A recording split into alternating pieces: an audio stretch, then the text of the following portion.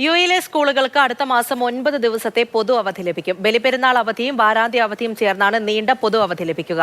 വാർഷിക പരീക്ഷകൾ ജൂൺ 24-ന് തുടങ്ങുമെന്നും യുഎഇ വിദ്യാഭ്യാസ മന്ത്രാലയം വ്യക്തമാക്കി. മെയ് 25 തിങ്കൾ മുതൽ 29 വെള്ളിയാഴ്ച വരെയാണ് യുഎഇയിലെ വിദ്യാലയങ്ങൾക്ക് ബലിപെരുന്നാൾ അവധി പ്രഖ്യാപിച്ചിരിക്കുന്നത്. തൊട്ടു മുൻപും ശേഷവുമുള്ള ശനി ഞായർ വാരാന്ത്യ ദിവസങ്ങൾ കൂടി ചേരുമ്പോൾ 9 ദിവസത്തെ അവധി വിദ്യാലയങ്ങൾക്ക് ലഭിക്കും.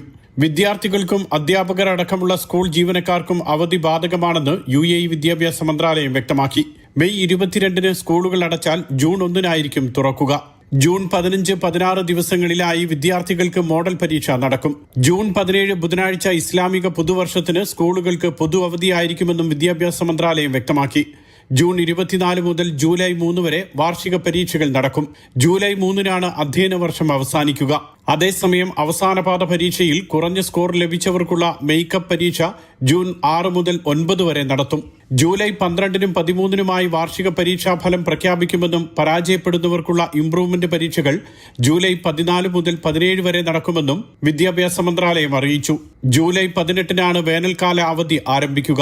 Mathrubhumi news, Dubai.